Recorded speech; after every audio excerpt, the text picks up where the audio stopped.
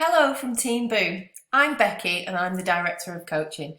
I founded the company 9 years ago and our vision is to be a globally recognised business brand, helping leaders to be amazing. One way to help leaders be amazing is to use a coaching approach, and we run a series of programs all connected to helping people to bring out the best in others through coaching and mentoring. And this is our first in a series of introductions to and short tips and hints on how to use different tools in conversation in the workplace. Today I want to talk to you about the life tree. The life tree is a fantastic opportunity to explore how people are feeling without putting them under pressure or making people feel quite vulnerable. When you ask people how they're feeling, they tend to say, well, okay, fine, busy.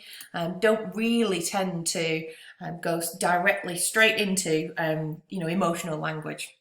And so using a life tree, the one that you can see on your screen right here, is a really gentle way of finding out what's going on for somebody and where they are in terms of their mood or their feelings about the day or their job or the week or whatever's happening in their life right now.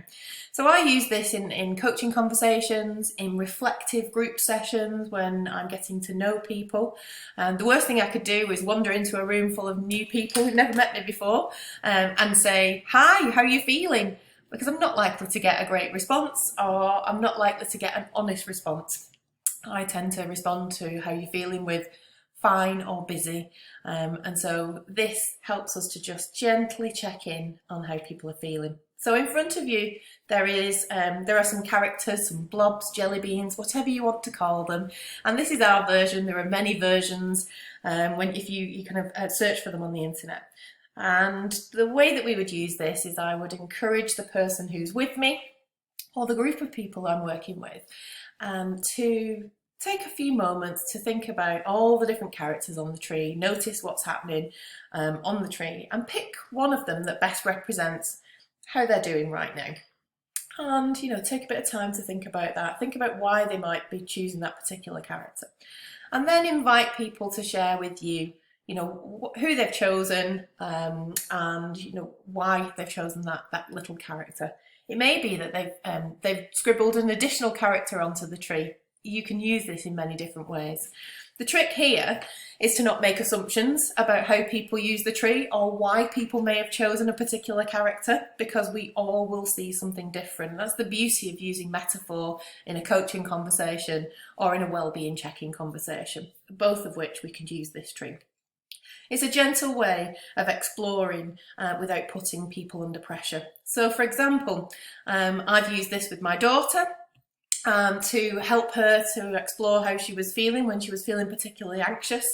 And she was able to identify a little character, tell me a little bit more about what was happening and why she picked that character, and also where she would like to be as well. So we were able to use it as a scaling question. We were able to focus on goals using the tree as well. So very, very simple way of just finding out what's going on for people rather than directly asking, how do you feel?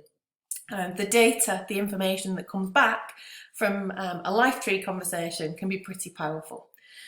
I'm also using this tree with our frontline NHS colleagues. So we're using it in handovers. So at the start of a shift, for example, doing a quick check-in. How is everybody? Where are we right now?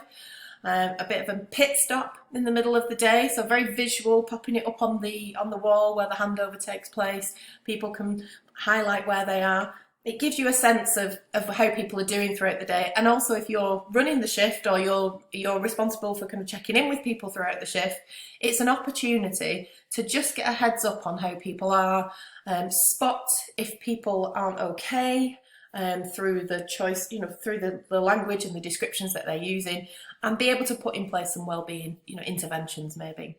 It's also a fantastic checkout as well. So I know people are rushing to get out of work and head home and after a particularly tough day. This is a great way to just sense check, how people are before they leave, so that you can put in some extra care if necessary for individuals who are leaving the shift. I've used this in coaching with frontline staff, with children and young people, and it can be used in many different ways. Lots of our colleagues print this off and pop it on the fridge at home as well.